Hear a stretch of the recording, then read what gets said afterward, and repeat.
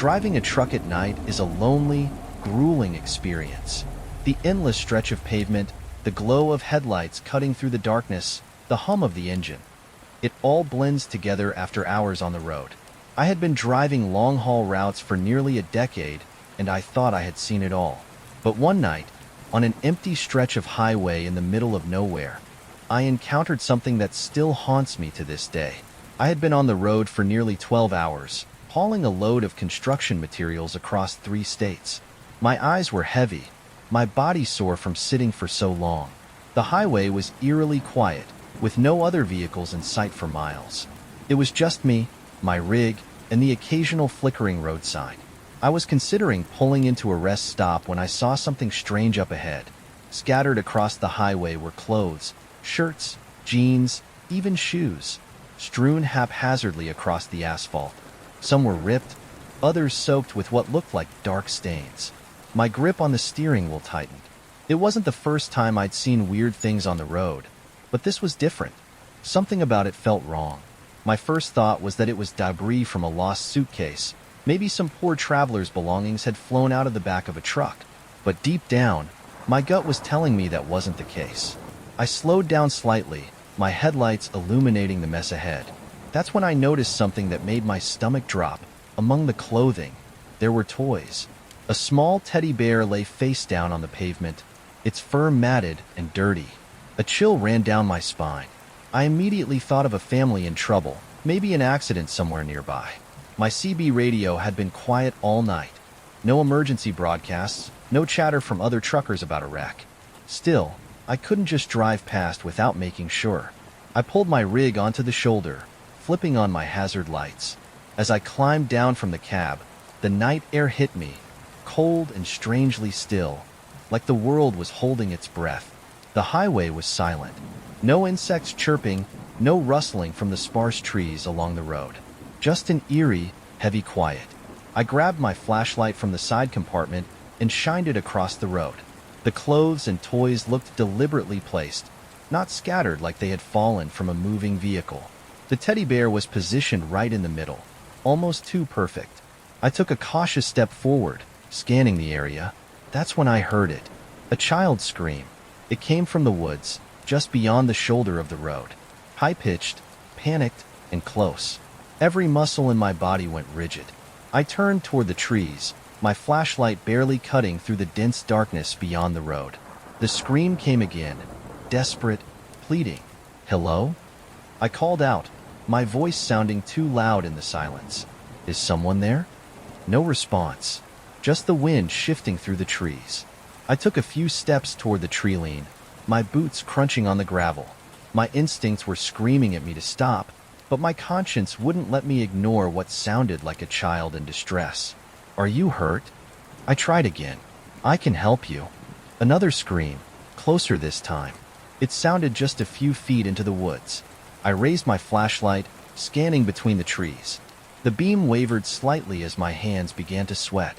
Then, I saw movement. A small figure darted behind a tree. My breath caught in my throat. It was too fast for me to get a good look, but it was definitely a child. I took another step forward. My instincts were practically begging me to run, but my brain was wrestling with my gut. If there was really a kid out here, alone in the middle of the night, how could I just leave them? I was about to call out again when something changed. The air seemed heavier. The wind stopped, and suddenly, I felt eyes on me. That's when I heard the sound, the faintest rustling of leaves. Not from the child, but from all around me. Multiple footsteps. I swung my flashlight wildly, scanning the woods. Shadows moved between the trees, figures too tall and too broad to be children. My heartbeat thundered in my ears. This wasn't an accident. This wasn't a lost kid. It was a trap, and I had almost walked right into it. My fight-or-flight instinct kicked in hard. I spun on my heel and ran back to my truck. As soon as I reached the door, I heard them. Fast footsteps, heavy and urgent, crashing through the underbrush. They were coming. I threw myself into the cab and slammed the door shut just as a figure burst from the tree lean. For a split second, my headlights illuminated a man. His face partially covered by what looked like a makeshift mask, his hands gripping something metallic. He lunged toward the door just as I locked it. I didn't wait. I slammed my foot on the gas, the truck's tires spinning against the pavement before lurching forward. As I sped off, I saw them. Several figures emerging from the woods, all dressed in dark clothing, their faces obscured. One of them raised their arm, and for a horrifying second, I thought they had a gun. But instead, they threw something. A heavy object that bounced off my trailer with a loud clang. I didn't look back.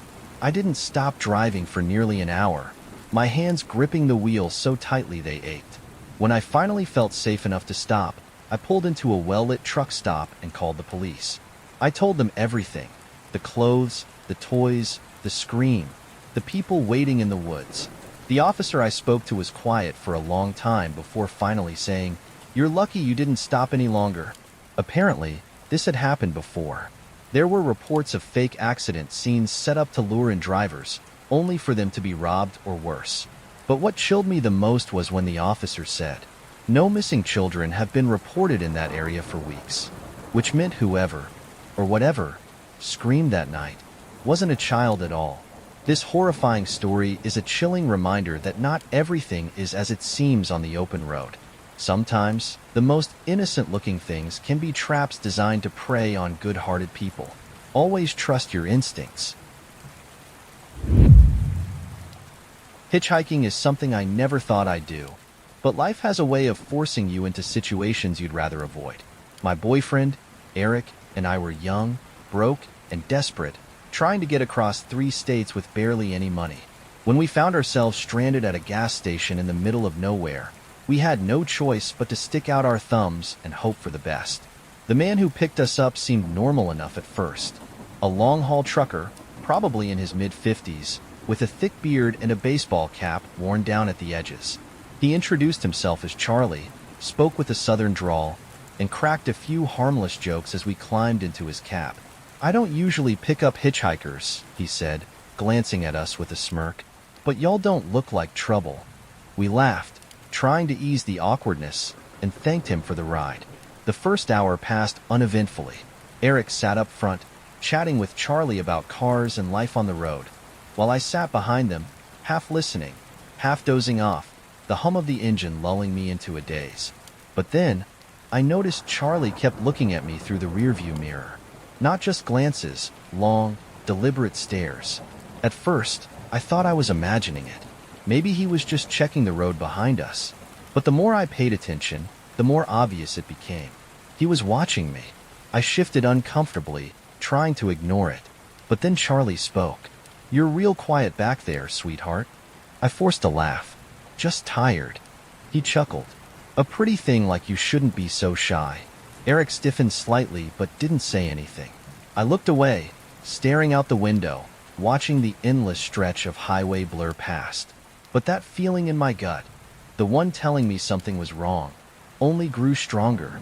A little past midnight, Charlie pulled into a rest stop. It was one of those small, run-down lots with a couple of vending machines and a dimly lit bathroom. The only other vehicle in sight was a single parked semi, its driver nowhere to be seen. "Need a break," Charlie muttered, throwing the truck into park. "Stretch my legs." Eric and I exchanged a glance, both of us feeling uneasy. "Y'all need to use the restroom?" Charlie asked, looking at me again. I shook my head. "No, I'm good." Eric hesitated. "I'll go real quick," he said, clearly uncomfortable leaving me alone but also needing to go. Charlie smiled. "Go on, son. I'll keep your girl company." The way he said it made my stomach twist. Eric shot me a look. "Stay put," before hurrying off toward the bathroom. As soon as he was gone, the air inside the cab changed. Charlie shifted in his seat, turning slightly toward me. "So," he drawled, drumming his fingers on the wheel, "how long y'all been together?" I swallowed hard. "A while." He nodded, as if considering something. "He's a lucky guy." I didn't respond. I just wanted Eric to come back. Charlie leaned closer, his voice dropping to a low murmur. "You sure you want to be with him?" My breath caught in my throat. "What?" Charlie smiled, but there was nothing friendly about it. "You ever think about other options?" A wave of nausea rolled through me. "I don't know what you mean." His smile widened. Sure you do. I forced a laugh, trying to keep my voice steady. I really don't. Charlie sighed, shaking his head. It's a damn shame, he muttered. You seem like a smart girl, but maybe you just don't know better yet. I stared at him, feeling cold all over. Then he reached over, slowly, deliberately, and placed a hand on my knee. I jerked away, pressing myself against the door. My heart was pounding so hard I could barely hear anything else. Charlie just grinned, completely unfazed. Relax, he said. Ain't nothing wrong with talking. I fumbled for the door handle, but before I could open it, Eric reappeared. The second Charlie saw him, he snapped back into his regular self, leaning away, shifting back into his seat like nothing had happened. All set? He asked, smiling like he hadn't just tried to put his hands on me. Eric frowned. Yeah. Something in my expression must have tipped him off because he immediately knew something was wrong. But he didn't say anything. Not yet. We pulled out of the rest stop and back onto the highway, tension filling the cab. Charlie kept driving, but the friendly act was gone. He was quieter now, his fingers tapping against the wheel, his jaw tight. I could tell he was irritated, not just because I had rejected him, but because Eric had come back before he could push things further. Then, something happened that made my blood run cold. I glanced at the GPS on Charlie's dashboard. We weren't on the right highway anymore. I sat up straighter, trying to keep my voice calm. Hey, are we still heading toward Knoxville? Charlie didn't answer at first. Then he muttered, "Taquin, a shortcut." Eric immediately caught on. We'd rather stick to the main road, he said, his voice firm. Charlie's grip tightened on the wheel. Don't trust me? Eric didn't respond. For a long, agonizing minute, no one spoke. Then, without warning, Charlie swerved the truck onto the shoulder and slammed it into park. My heart nearly stopped. Charlie turned to us, his expression dark. You know, he said, his voice unnervingly calm. It's real rude to question someone who's doing you a favor. Eric sat up straighter. Look, man, we appreciate the ride, but I think we'll get out here. Charlie smiled again, that same eerie grin, but his eyes were cold. That's so? He reached under his seat. I didn't wait to see what he was reaching for. I grabbed the door handle and threw it open, practically tumbling out of the cab. Eric was right behind me. Charlie didn't chase us. He just sat there, watching as we ran. We didn't stop running until we reached another gas station a mile down the road. We managed to get another ride. A real trucker this time. Someone who actually seemed normal. When we told him what had happened, he got real quiet. I think I know that guy, he muttered. He's bad news. That was all he would say. To this day, I don't know what Charlie had planned. I don't know where he was trying to take us, or what he had under that seat. All I know is that if Eric had taken just a few more minutes in that bathroom, I might not be here to tell this story. This terrifying experience is a reminder that danger can come in the most unexpected places. Always trust your instincts, and never get into the wrong truck. Driving a truck through the Mojave Desert at night is an eerie experience. The long, empty stretches of road, the distant silhouettes of mountains against the starlit sky, and the way the air feels thick with silence. It's a loneliness that settles deep in your bones. I had been trucking for years and thought I was used to the solitude of the open road, but nothing could have prepared me for what I encountered that night. It was just past 2 a.m., and I was on a long haul, hauling freight across the state. The highway was dead. No cars, no headlights, just me and the desert stretching endlessly in every direction. I had the radio playing low, just to keep me company, but even that didn't shake the feeling of isolation.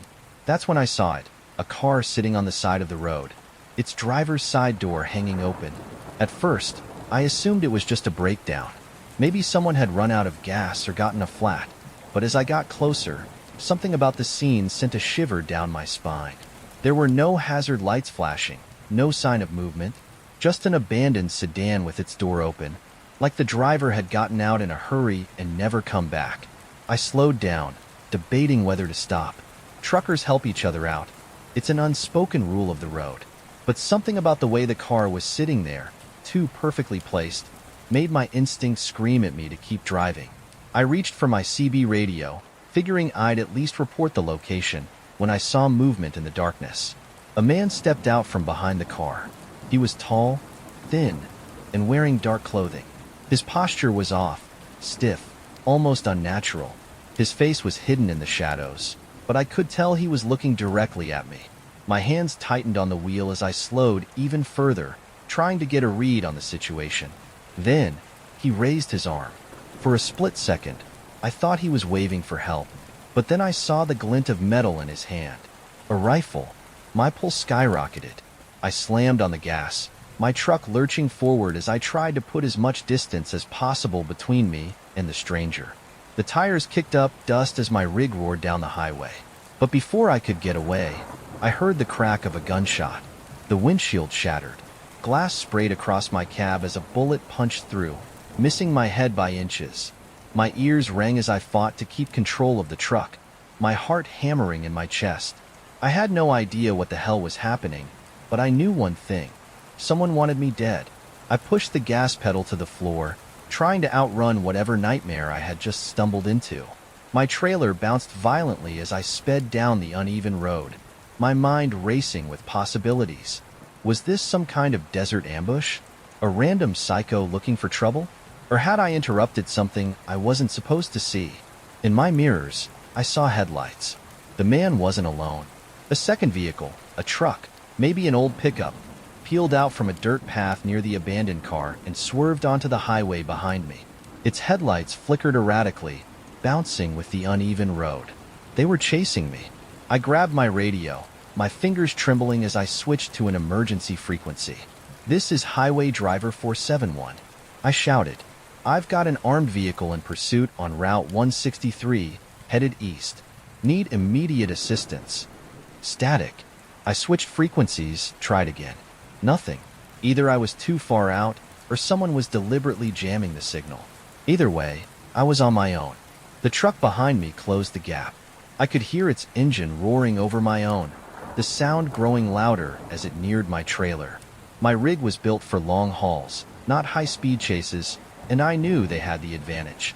If they got close enough, they could force me off the road. Or worse. I had to think fast.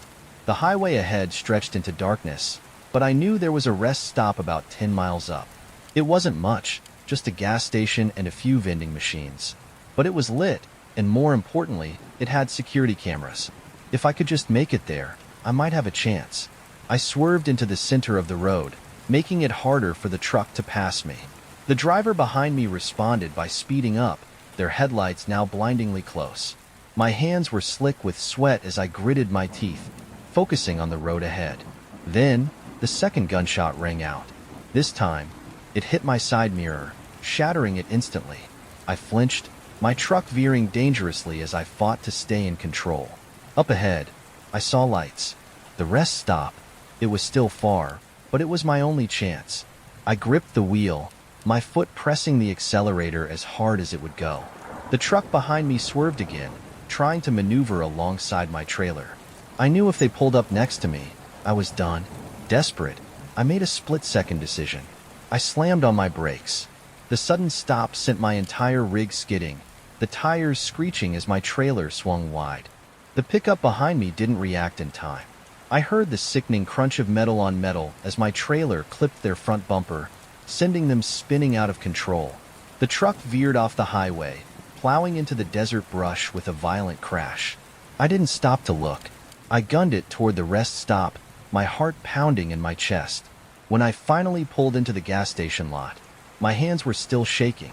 I killed the engine and jumped out, scanning the highway behind me. No sign of the truck. No sign of the man with the rifle. For the first time that night, I allowed myself to breathe. I went inside and told the clerk everything. He called the cops, and within 20 minutes, state troopers swarmed the area. They found the abandoned sedan, but the second truck, the one that had chased me, was gone. No tracks, no debris, nothing. It was as if it had never been there. The police took my statement, but in the end, they had no explanation for what had happened.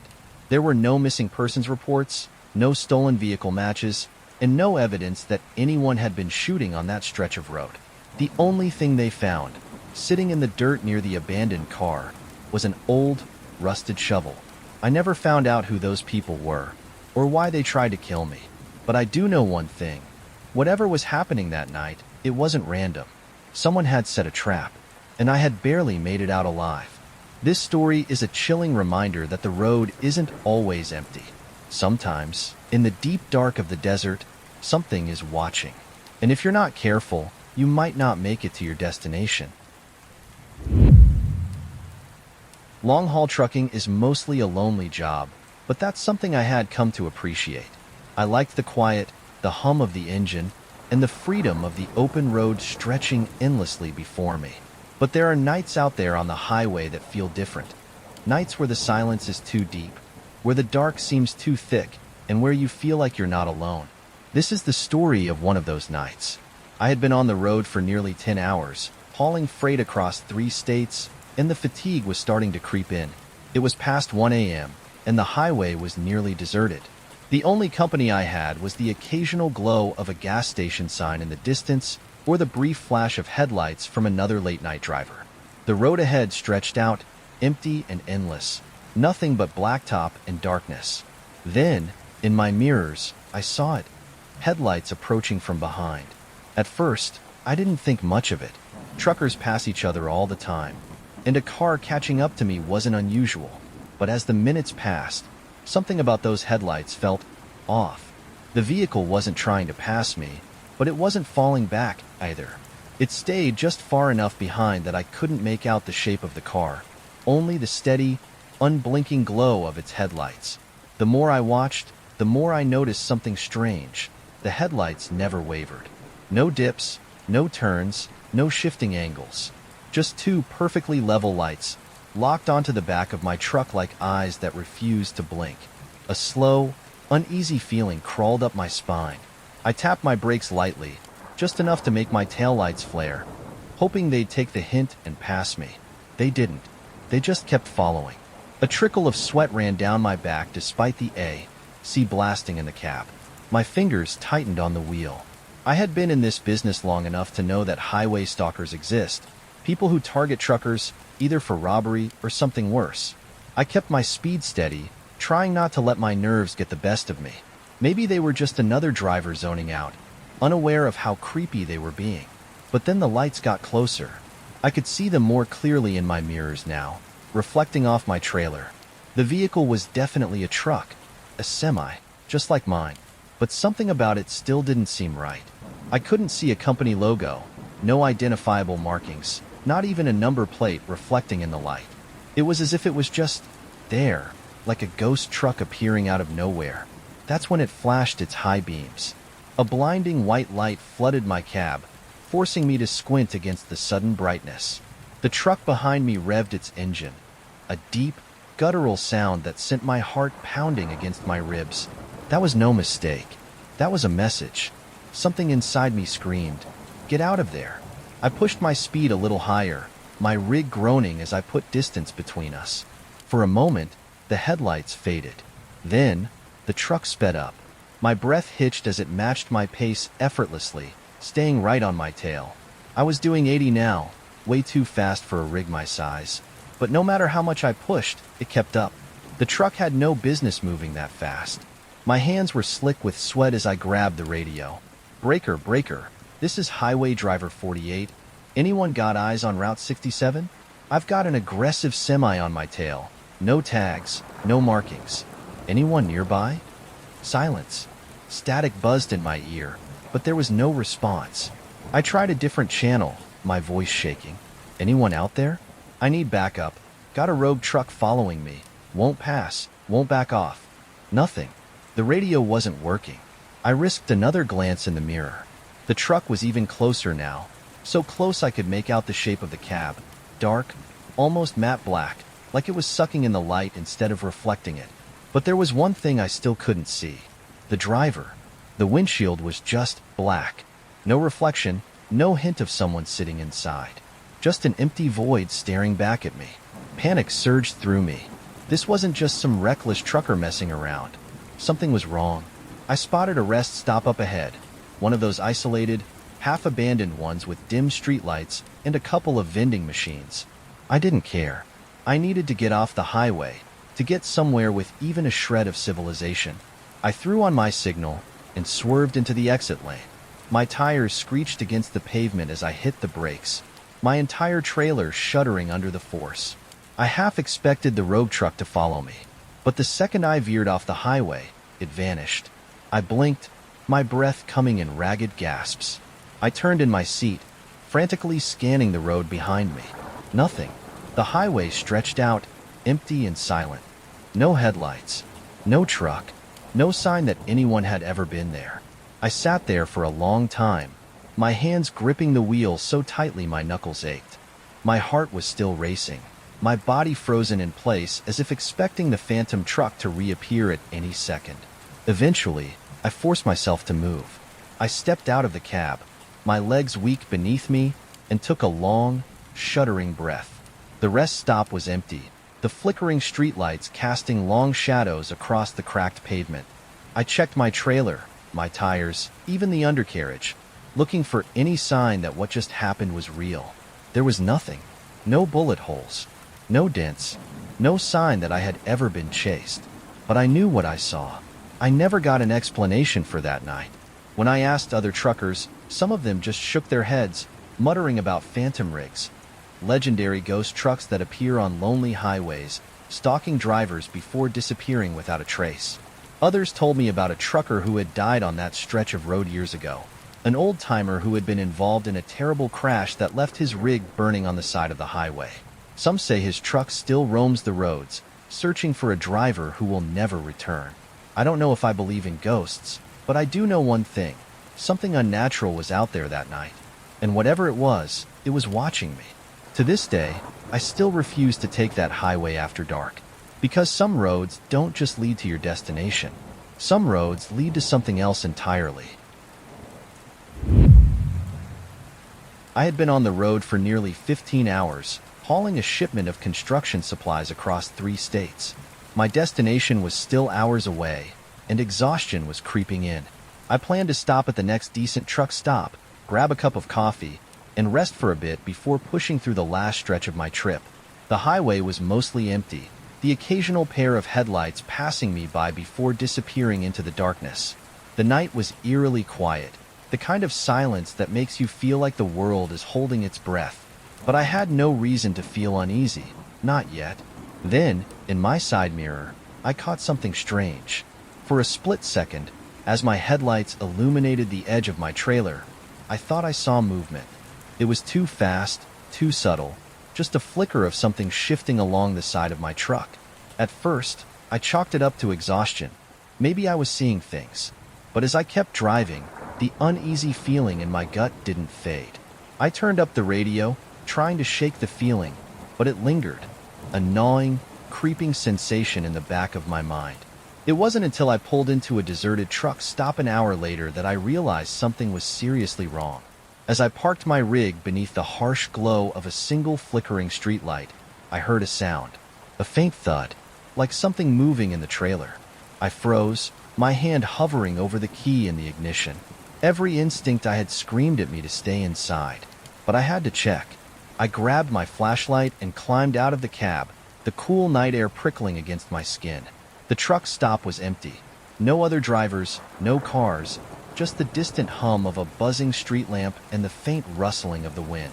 I walked toward the back of my trailer, my footsteps echoing against the pavement.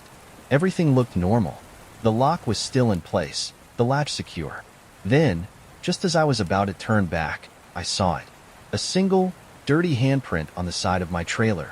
It was smudged, greasy, like someone had been climbing along the side of my rig. My pulse spiked. I wasn't alone.